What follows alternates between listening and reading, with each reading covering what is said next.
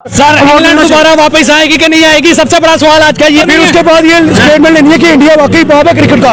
India ने cricket शायद पैदा नहीं की, लेकिन वो रूल कर रहा है।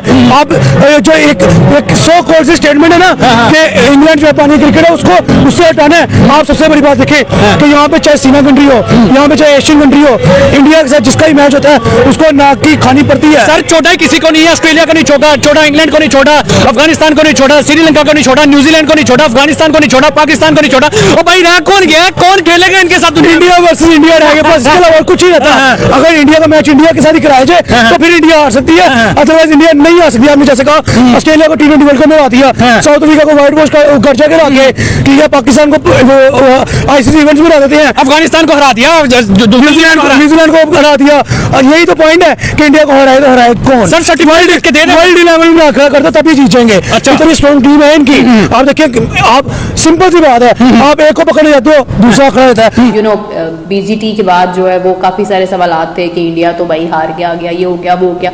लेकिन उसके बाद जैसे ही ये इंग्लैंड सीरीज आई तो पहले T20 के अंदर बड़े शानदार अंदाज में इंडिया ने कारकर्दगी दिखाई, और उसके बाद अभी जब ये 50 ओवर्स का टूर्नामेंट शुरू हुआ, I was just looking at कि इंग्लैंड की पूरी team was playing against a one man. It felt me like that. मतलब एक एक बंदा उनको जो है वो ख़त्म कर रहा है। एक तरफ तो it felt me like कि England versus Harshit Rana, on the other hand England versus Jadeja, and then तो मतलब वो तो विकेट थोड़ी बहुत तो मिलनी ही होती है ना। मतलब आप देखें कि शामी को भी विकेट मिल गई, फिर उसके बाद आपने देखा कि आहिस्ता आहिस्ता करके विकेट जा रही हैं। But the amazing moment was that कि हर्षित Rana got 3 wickets.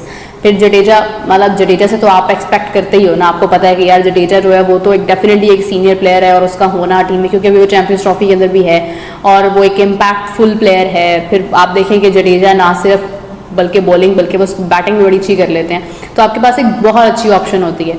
But when you see Rana doing all this, तो इट इज़ अमेजिंग। आप उनके प्लेयर्स देखें कौन कौन से हैं। मैं पर्सनली मैं हमेशा ये बात करती हूँ कि मुझे फिल सॉल्ट बहुत अच्छा प्लेयर लगता है, वो बहुत अच्छा खेलता है जब वो खेलने पर आता है, लेकिन उसे खेलने दिया ही नहीं जा रहा। देन यू सीन कि हाँ, हाफ सेंचुरीज भी हुई इंग्लैंड की तरफ से, अच्छी कोशिश की गई, मगर अनफॉर्चुनेट रहे।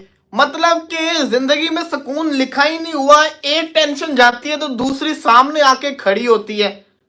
यहाँ पे अभी थोड़ा सा सुकून की राह मिल ही रही थी कि शायद जसप्रीत बुमराह 23 तारीख को पाकिस्तान के अगेंस्ट मैच में ना हो, बल्कि ये तो नजर आ ही रहा है कि नहीं होगा। थोड़ी सी राहत मिल ही रही थी कि चलो इस दफा नहीं इंडिया को छोड़ेंगे, बुमराह नहीं होगा, अब मजा आएगा। मतलब कि बुमराह अगर होता तो हमारे बल्लेबाजों ने तो वैसे ही डट के आउट हो जाना था, बुमराह नहीं होगा तो देख लेंगे। यहाँ पे थोड़ा सा सुकून की सांस क्या लो, अगले ही लम्हे कोई नई बला आ जाती है सामने। अब ये हर्षित राणा आपके सामने है, इसने 2 मैचेस खेले व्हाइट बॉल के। T20 के अंदर इसने डेब्यू किया, 3 विकेट लेके चला गया। ओडीआई के अंदर इसने डेब्यू किया, 75 के ऊपर 0 था इंग्लैंड, 75 में 0 था भाई साहब, 0। और इसने तीनों के तीनों विकेट लेके चला गया, 77 के ऊपर के 3 आउट हो गए। सोल्ट तो चलो, सोल्ट जो था वो तो रन आउट हुआ ना, उसके बाद डकेट आउट किया इसने, साथ ही साथ इसने हैरी ब्रूक को भी आउट किया। पूरी की पूरी एकदम से इसने लाइन ही लगा दी उनकी तो पकड़ के हर्षित राणा ने। कि आप ये देखें कि इंग्लैंड 75 पे 0 था और 77 के ऊपर इंग्लैंड के 3 आउट हो गए थे। आउटस्टैंडिंग कमबैक किया, और कमबैक करवाने वाला कौन? ये हर्षित राणा। मतलब कि एक टेंशन खत्म नहीं होती, सामने दूसरी टेंशन पहाड़ की तरह यू सामने आके खड़ी हो जाती है कि भाई जितना खुश होना है हो लो, हुन नहीं छोड़ेंगे अपा। अब यहां पे आप बॉलिंग देखो इंग्लैंड का, आप खुद सोचो, जिस टीम ने 75 रन बगैर किसी विकेट के स्टार्ट दिया हो, वो 248 के ऊपर आउट हुआ हो, हालांकि ये बड़ी बैटिंग फ्रेंडली विकेट थी। रविंद्र जडेजा एक ऐसे खिलाड़ी हैं जिन्हें जब जब दुनिया कहती है कि भाई साहब आप खत्म हो गए, तब जडेजा साहब कहते हैं रुको जरा, सब्र करो, पुराने खिलाड़ी हैं, इतनी आसानी से हमारी पिक्चर खत्म नहीं होगी, क्योंकि क्रिकेट की दुनिया में जड्डू की पिक्चर अभी बाकी है मेरे दोस्त। और Jadeja not finished.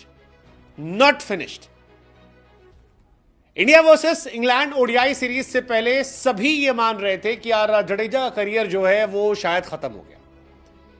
2023 world cup में जडेजा उतने ज्यादा इंपैक्टफुल थे नहीं। 2024 T20 वर्ल्ड कप में जड्डू ना रन बना पाए थे, ना विकेट निकाल पाए थे, और इंडिया के वर्ल्ड कप जीतने के बाद रोहित विराट के साथ रिटायरमेंट का ऐलान भी कर दिया था। टेस्ट में लगातार कहा जा रहा है कि अश्विन रिटायर हो गए, नंबर जडेजा का है, लेकिन जडेजा जाने के मूड में नहीं है, और जडेजा हर उस व्यक्ति को कंपटीशन देने के मूड में है जिसे लगता है कि वो जडेजा की जगह खा सकता है, चाहे वो वॉशिंगटन सुंदर हो, अक्षर पटेल हो, कुलदीप हो, और भी जितने लोग हो। इस सीरीज से पहले भी लोग कह रहे थे कि यार जडेजा पहली चॉइस नहीं होंगे ऑलराउंडर्स में, अक्सर को शायद मौका मिल जाएगा, लेकिन जडेजा ने कहा हम कहीं नहीं जा रहे, हमको रिकॉर्ड बनाना है। और एट द मोमेंट नागपुर के अंदर ना पहला मैच ओडीआई मैच खेला जा रहा है, इंग्लैंड वर्सेस इंडिया। हर्षित राणा का डेब्यू है। अब हर्षित राणा का डेब्यू जैसा T20 में हुआ था ना, controversy, like for like, concussion replacement, उस सब को साइड पे करो, तो T20 का डेब्यू राणा जी का अच्छा हुआ था। 4 ओवर किए, 33 रन दिए, 3 विकेटें भी निकाल के। ये जो डेब्यू हुआ है ना ओडीआई में, ये बड़ा इंटरेस्टिंग है, बड़ा टेक्निकली हर्षित के लिए मेमोरेबल भी रहेगा और डिफरेंट भी है। हर्षित राणा बॉलिंग करने आते हैं नए गेंद से जनाब। हर्षित राणा को आते साथ ना 1 ओवर में शॉट मारता है 2 चौके, ठीक है। राणा जी को 2 चौके पड़ते हैं, उसके बाद राणा जी फिल सॉल्ट के ऊपर ही एक पूरा मेडन ओवर कराते हैं, पूरा फिल सॉल्ट के ऊपर। KKR में दोनों एक दूसरे के साथ खेलते रहे हैं, मेडन ओवर निकाला है जनाब। उसके बाद ना सरकार 6वां ओवर था ये टीम इंडिया की बॉलिंग का और इंग्लैंड की बैटिंग का। हर्षित राणा को पड़े हैं 26 रन, 3 छक्के 2 चौके, और मारे सारे के सारे फिल सॉल्ट ने। हर्षित राणा का हालांकि पिछला ओवर पूरे का पूरा फिल सॉल्ट के ऊपर ही मेडन किया है, लेकिन वो 6 गेंदें खेल करना फिल सॉल्ट ने अंदाज़ा लगा लिया हर्षित का पेस किधर है, हर्षित लाइन और लेंथ क्या पकड़ है, हर्षित का बाकी क्या हिसाब किताब है, फील्ड प्लेसमेंट्स के हिसाब से बॉलिंग कर रहा है नहीं कर रहा है, ये वो उस सारी कैलकुलेशन उन 6 गेंदों पर फिल सॉल्ट ने कर ली। और उन 6 गेंदों का जिसे कहते हैं ना तावान, ब्याज, वो अगले ओवर में निकाला हर्षित राणा के फिल सॉल्ट ने। 3 सही जिसे कहते हैं ना नेक्स्ट लेवल के घंगाट छक्के, और उसके बाद 2 चौके। और उस ये जो था ओवर, इससे फिर ऑनवर्ड्स ही उसने कैरी किया फिल सॉल्ट ने। उसके बाद हर्षित राणा को साइड पे कर दिया गया, 2-3 ओवर का गैप देके उसको दोबारा लाया गया। अच्छा, हर्षित राणा जब वापस आया 1 ओवर में 2 विकेटें ले गया। Harshit Rana flying start by England, Harshit Rana सामने आए। हर्षित राणा, एक तो जाहिर सी बात है बहुत सारा सरप्राइज पैकेज था, मोहम्मद शमी की आज वापसी हो रही थी, एवरीबॉडी वाज एक्सपेक्टिंग के अब वरुण चक्रवर्ती को आपने डाला है तो वरुण चक्रवर्ती को क्या पहली ओडीआई में आप मौका दे देंगे, क्योंकि अगर वो तीसरे ओडीआई की बात हो रही है कि जसप्रीत बुमराह ने तीसरे ओडीआई में आना था, वो तीसरे ओडीआई की रिप्लेसमेंट है, तो तब तक तो कहानी निकल जाएगी ना। 11 फरवरी को तो टीम आप लोगों ने फाइनल ट्वीक करनी है। अब वॉशिंगटन सुंदर की जगह वरुण को लाना है, या वरुण को सिर्फ सप्लीमेंट्री रखा हुआ है, लेकिन हर्षित राणा का खेलना आज बहुत बड़ा एक इशारा है, क्योंकि हर्षित राणा को पीछे रखा ही इसलिए गया था कि अगर जसप्रीत बुमराह की यहाँ अवेलेबिलिटी नहीं होती, और सुनने में आ जाए कि जसप्रीत बुमराह आजकल में उनके स्कैन्स भी होंगे और फिर एक पिक्चर क्लियर हो जाएगी, तो हर्षित राणा और यशस्वी जायसवाल को आज डेब्यू मिला, क्योंकि अपने करियर की दूसरा आज ऐसा ओडीआई है जिसमें विराट कोहली अवेलेबल नहीं थे।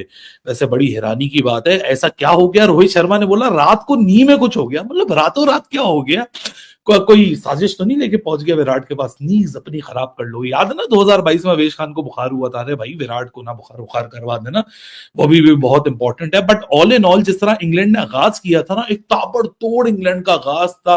भाई साहब ऐसे आए फिल सॉल्ट और क्या कहते हैं अपना बेन डकट निकल के, और हर्षित राणा डेब्यूटेंट को उन्होंने टारगेट किया, उन्होंने बोला भाई इसके खिलाफ हम रन्स बनाएंगे 21 ओवर में, चौका छक्का छक्का चौका चौका छक्का डॉट छक्का, और वहां लगा के भाई साहब आज जरा इंग्लैंड यहाँ फ्लाइंग आगाज पे जाएगा, आपको 300 350 का मुकाबला देखने को मिलेगा। लेकिन कहते हैं ना क्रिकेट में एक गलती, एक गलती आपको दूसरा विकेट देती है, दूसरा ब्रेक थ्रू आपको तीसरा विकेट लेके देता है, और एग्जैक्टली आज ऐसे ही हुआ। एक ऐसा brain fade run out Ben Duckett और फिल सॉल्ट के बीच में इतना ऑब्नॉक्शियस किस्म का मिक्सअप हुआ कि फिल सॉल्ट के जो एक्सप्रेशंस थे ना वो आप लोग के सामने थे, क्योंकि भाई फिल सॉल्ट को आज ताबड़तोड़ आगाज मिला था। आपको याद होगा ना तीसरे T20 में it was only Phil Salt, एक 55 फिल सॉल्ट ने बनाए थे और 10 रन नीचे से किसी ने बनाए थे, बाकी तो ऐसे थे कि किसी का पोस्टल कोड सिंगल डिजिट के ऊपर। सो यहां फिल सॉल्ट की जो एक्सप्रेशन थे वो गलत नहीं थे, क्योंकि 90 ओवर के अंदर 75 रन लग चुके थे। फिल सॉल्ट 26 डिलीवरी से 43 रन के ऊपर थे, ऑलरेडी 3 छक्के 5 चौके वो मार चुका था, साथ में बेन डकेट भी बड़ा जबरदस्त आगाज कर रहा था। लेकिन हर्षित राणा शुरू में वो बिल्कुल एक्सपेंसिव हुआ, लेकिन एक यंगस्टर की खुशी की बात मुझे ये लगी कि वो बंदा रेडी था उस चैलेंज के लिए। He was ready to grab those chances. उसको पता था कि भाई अपनी लाइन और लेंथ के साथ कंसिस्टेंट रहना, अपना जो प्लान मैं मैनेजमेंट के साथ डिस्कस करके लाया हूं उसकी कंसिस्टेंसी को यानी खराब करना। अब हर्षित राणा को आपने देखा back of the line deliveries के ऊपर वो लगा रहा, short pitch, back of the line deliveries, full line deliveries के ऊपर बड़ा कम रहा, और हार्ड लाइन डिलीवरीज को वो नागपुर की विकेट के ऊपर क्या कहते हैं अपना एक्सरसाइज करने की कोशिश कर रहा था इंग्लैंड के टॉप ऑर्डर के खिलाफ। और सोने पे सुहागा कि अर्ली, क्योंकि इंग्लैंड ने या बैटिंग चूज की थी, तो अर्ली इन द डे या विकेट में थोड़ा सा एक्स्ट्रा बाउंस भी था, तो उसकी काफी मदद मिली। हालांकि हर्षित राणा का जो एक ओवर में जो दूसरा विकेट आया, अगर वो आप देखें हैरी ब्रूक का, सो वो भी एक्स्ट्रा बाउंस की वजह से आया कि एक्स्ट्रा बाउंस को हुआ, वॉकवर्ड पोजीशन में आया, डाउन दी लेग साइड उसने अपना एज दे दिया, और केएल राहुल ने उसको अपनी, केएल राहुल यार जाहिर सी बात है एक विकेट कीपर की लिस्ट के अंदर ओडीआई में बड़ा अंडररेट किया जाता है, लेकिन केएल राहुल का जो लेग साइड वाला गेम है ना, how he position himself for the leg side takes, that is very brilliant. So India को यहाँ एक बेहतर टोटल मिल गया है। इससे उससे पिछले ओवर में 26 रन खाए थे, और उससे नेक्स्ट ओवर में तीन ऑड ओवर्स का ना, पटेल ने किया, हार्दिक ने किया और शामी ने, मेरा ख्याल है वो 3 ओवर कुछ इस तरह, 3 ओवर्स के गैप के बाद जब हर्षित राणा दोबारा वापस आता है तो हर्षित राणा एक ही ओवर में 2 विकेटें ले जाता है और टीम इंडिया को ऊपर ले आता है। वरना उस टाइम के ऊपर जब भी हर्षित राणा को 26 रन पड़े हैं, उस टाइम इंग्लैंड ने ठीक ठाक किस्म का मोमेंटम गेन कर लिया था, और इंग्लैंड ठीक ठाक किस्म का जा भी रहा था। लग ऐसे ही रहा था कि भाई साहब ये ठीक ठाक किस्म का सूतेंगे, जिस तरीके से फिल सॉल्ट भी खेल रहा था, जिस तरीके से ये खेल रहा था बेन डकेट। लेकिन जो विकेट हासिल किया ना, वो बड़ी क्रूशल हासिल की दोनों हर्षित राणा ने। पहले उसने आउट किया बेन डकेट को, और बेन डकेट की विकेट में हर्षित राणा का इतनी कमाल है कि उसने एक तेज़ शॉर्ट बॉल किया। बाकी सारा कमाल उसका जायसवाल के कैच किया, वो आउटस्टैंडिंग किस्म का कैच पकड़ा उसने, बेहतरीन पीछे भागते हुए सर के ऊपर से कैच लेना। वो हमेशा क्रिकेट की दुनिया में सबसे मुश्किल कैचेस यही होती हैं कि जब आप पीछे भाग रहे हो और गेंद आपके पीछे से आ रही हो और आपने यूं करके कैच पकड़ा हो अपने सर के ऊपर से, वो बहुत टफ कैचेस होती हैं, वो जज ही प्रॉपर नहीं होते। लेकिन ये तो ये भागा ठीक ठाक जायसवाल, और फिर इसने जज बड़ा ज़बरदस्त किया उस कैच को, आउटस्टैंडिंग कैच, इस टूर का सबसे बेस्ट कैच है अभी तक। वो अभी तक इससे बेहतरीन कैच कोई नहीं हुआ।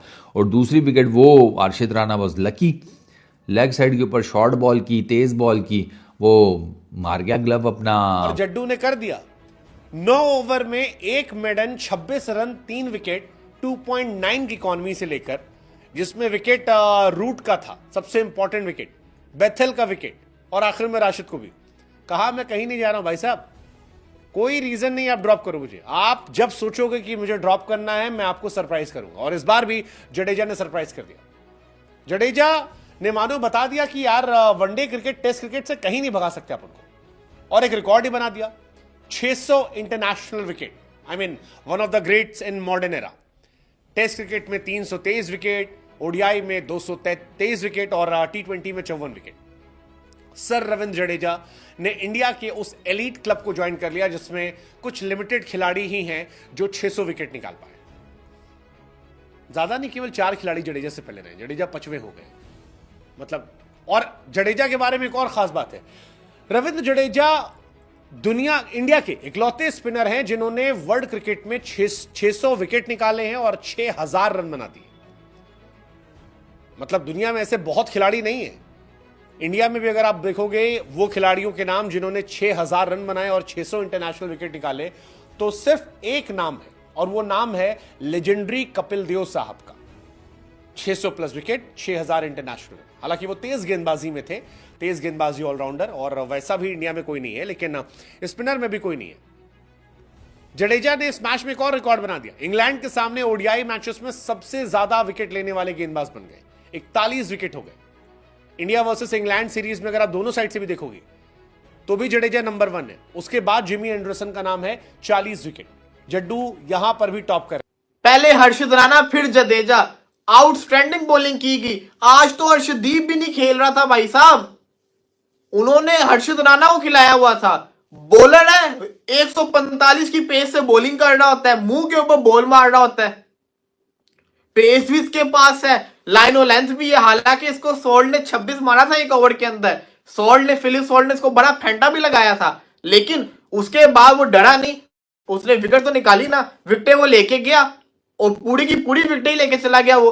अब कहने का मकसद ये है कि इस वक्त अगर आप बात कर रहे हो कि ये जो हर्षित राणा है ये बुमराह को रिप्लेस करने वाला चैंपियंस ट्रॉफी के स्क्वाड के अंदर, हर्षित राणा जो है बहुत जल्दी, ये ओडीआई सीरीज का पार्ट था ना, अब ये आने वाले दिनों के अंदर, जैसे आज मार्कस स्टोनिस रिटायर्ड हो गया, पैट कमिंस, हेजलवुड बाहर हो गए, अब आपको खबर है कि जसप्रीत बुमराह भी बाहर होने वाला है, उसकी भी खबर आने वाली है। तो Harshit Rana is going to replace Jasprit Singh Bumrah, और ये कोई बुरी रिप्लेसमेंट नहीं है, ये अच्छी रिप्लेसमेंट है। ये विकेट निकालने वाला बॉलर है, ये विकेट निकालता है, ये विकेट टेकर बॉलर है। इसके बाद पेस है, एक तो जो पेस मिसिंग था एलिमेंट, वो पेस इसके पास है। ऊपर से ये एक नया बॉलर है, लड़कों ने इसको खेला नहीं हुआ था, प्लेयर्स ने, वो विकेट निकाल लेता होता है।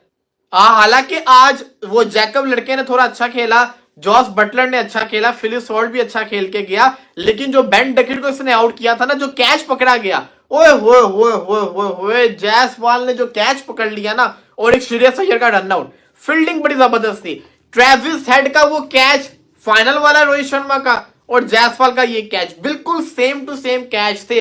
बड़ा हवा के अंदर ऑपोजिट डायरेक्शन में भागते हुए जो जायसवाल ने कैच पकड़ा है ना, कैचेस विन द मैचेस, ये बड़ा इंपॉर्टेंट कैच था, जायसवाल को सारा क्रेडिट जाता है, बड़ा आउटस्टैंडिंग कैच पकड़ा। दूसरी तरफ मैं आउटडोर इस पूरे मैच का जो कहते हैं ना, इस इनिंग्स को देखते हैं भाई साहब, बात कुछ ऐसी है कि कहानी कुछ ये है कि जसप्रीत बुमराह की मुझे खबर मिली है, एक रिपोर्ट मिली है, वो ये है कि जो बुमराह है ना, वो आपका चैंपियंस ट्रॉफी से बाहर होने वाला है, वो सिर्फ और सिर्फ अवेलेबल होगा फाइनल सेमीफाइनल के लिए, लेकिन रिस्क नहीं लिया जाएगा, उसको उस वक्त भी बाहर कर दिया है, ना सिर्फ टी20 में बल्कि अभी 50 ओवर्स में भी। अभी इस वक्त उन्होंने कितने रन्स बनाए हैं, they made only 248 runs if I am not wrong. तो आप देखें कि इतने से रन्स के ऊपर इनको ऑल आउट कर दिया है। इट शोज एक्चुअली कि आपको नजर आ रहा है कि हाँ बैटिंग हो रही है मगर बॉलिंग अच्छी हो रही है दूसरे एंड से। अगर इसी किस्म की बॉलिंग इंग्लैंड करता है तो उसके बाद जो है वो इंडिया के लिए, लेट्स सी कि इंडिया क्या करता है। अब इंडिया का इम्तिहान शुरू होगा when it will come to the batting thing. Batting जो है वो अगर तो शुरू में ही बड़ी अच्छी हो गई तो आप समझे कि ये रन्स कुछ भी नहीं है। 248 रन्स के ऊपर इंग्लैंड जैसी टीम को ऑल आउट कर देना बहुत बड़ी बात होती है। और पूरी England team was playing against one man, that was Rana.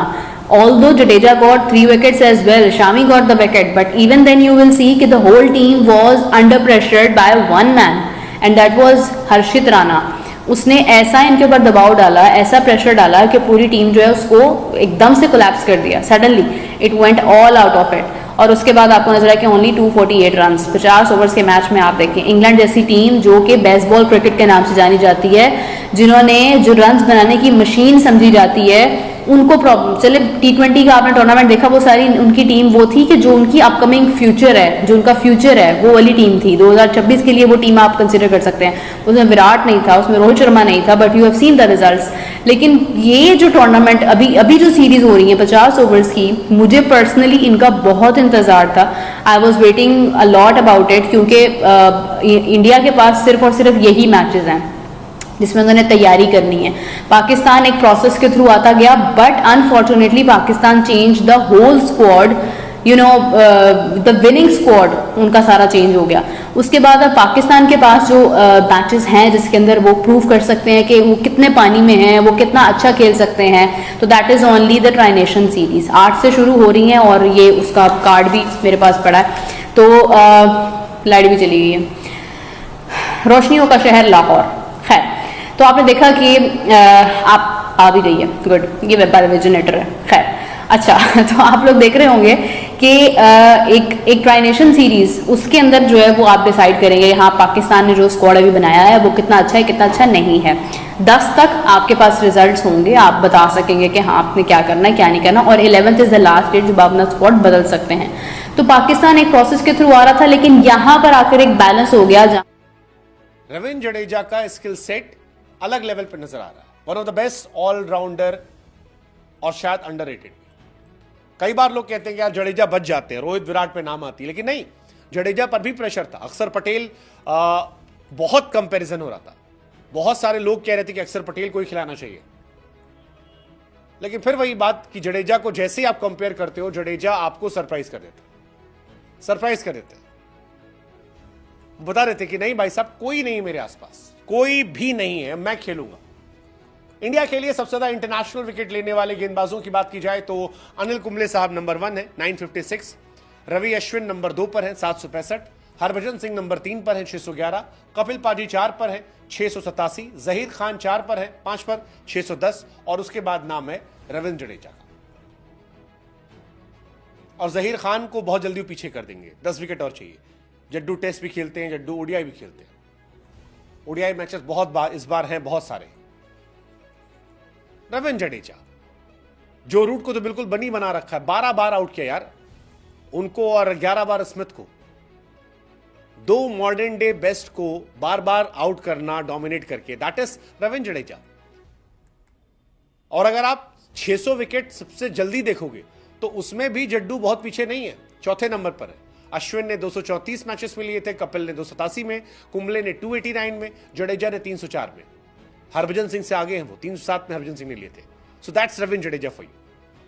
So again we can say चीते की चाल, बाज की नजर, और रविंद्र जडेजा पर डाउट नहीं करने का, वो आपको सरप्राइज कर देंगे अगर आप डाउट करोगे। जहां पर इंडिया के पास भी यही मैचेस हैं और पाकिस्तान के पास भी यही मैचेस हैं, लेकिन मैं आपको एक बात बताऊं, अगर यहाँ पे होता भारत खेल रहा होता, ऑस्ट्रेलिया खेल रहा होता, साउथ अफ्रीका खेल रहा होता, इंग्लैंड खेल रहा होता, ये कुछ ऐसी टीम्स हैं जो बहुत ज़्यादा प्लानिंग के साथ चलती हैं अकॉर्डिंग टू मी।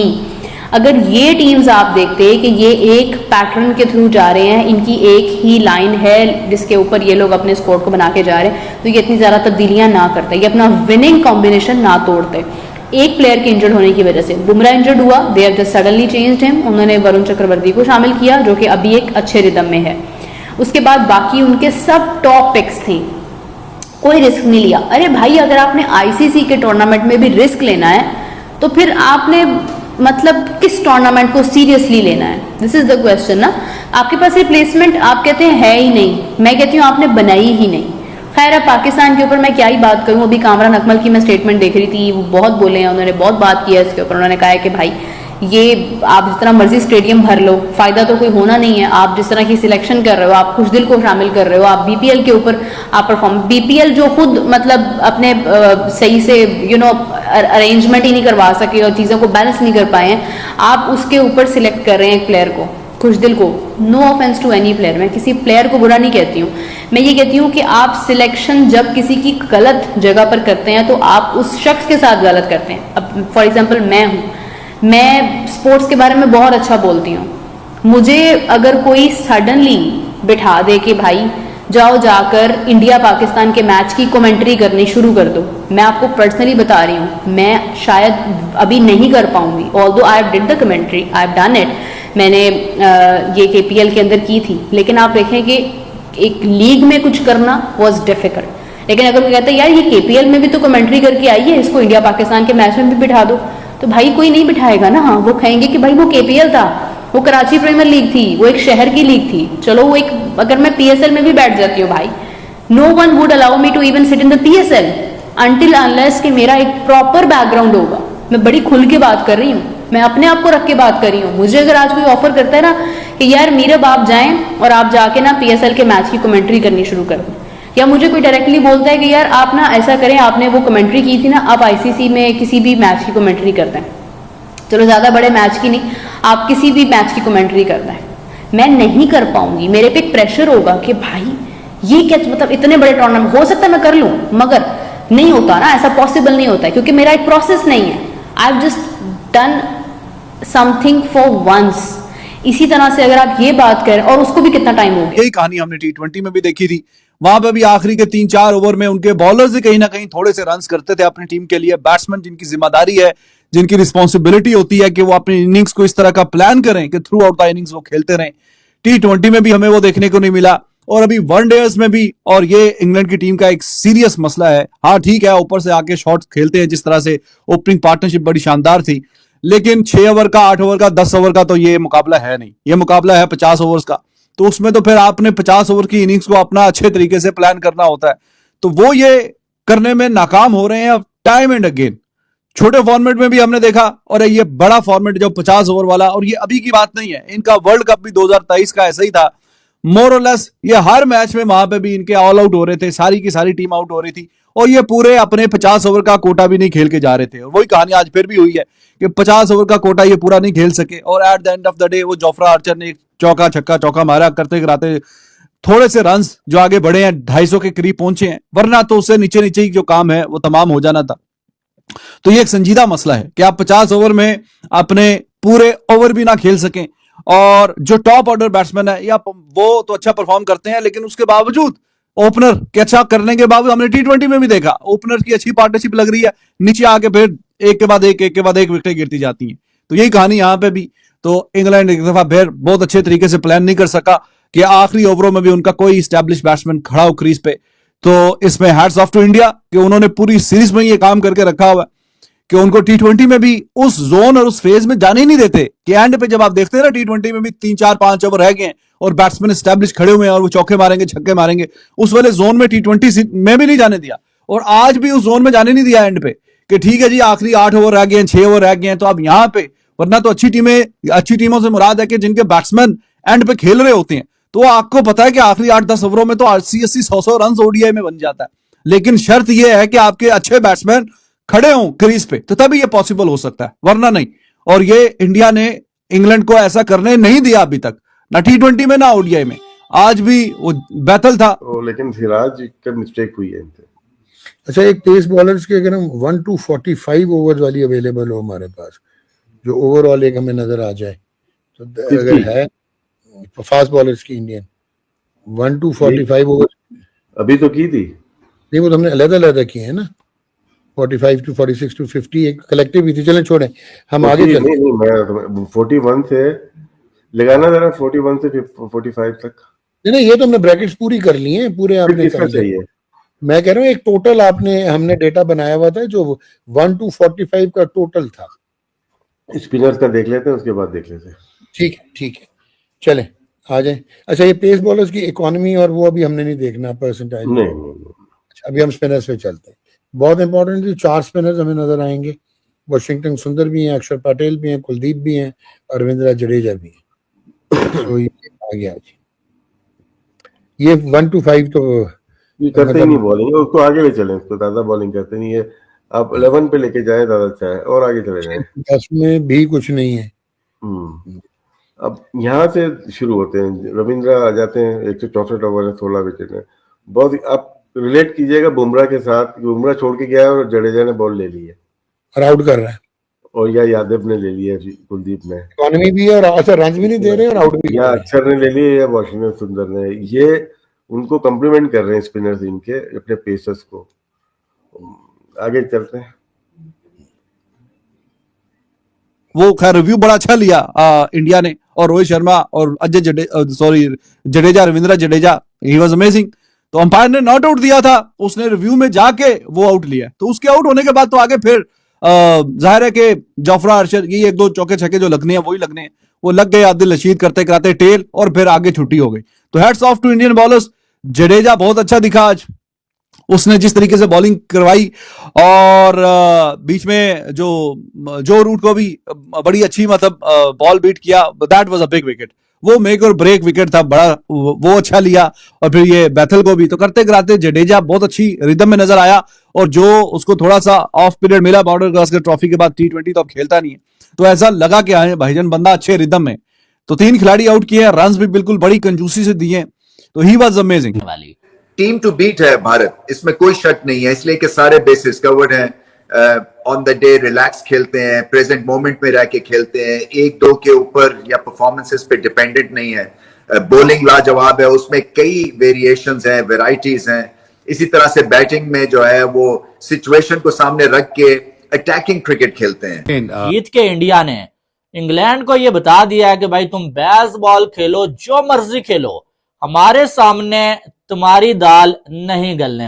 फिर जो हमने T20 सीरीज में देखा था हाल इंग्लैंड का, और उसी तरह इंडिया ने कॉम्प्रिहेंसिवली ये मैच जीत लिया है फॉर्मेट, और पूरी पक्की टीम है हिंदुस्तान की, और पूरी बॉलर्स पूरे हैं, बैट्समैन पूरे, उनके बॉलिंग ऑलराउंडर्स पूरे हैं। बहुत ही कमाल की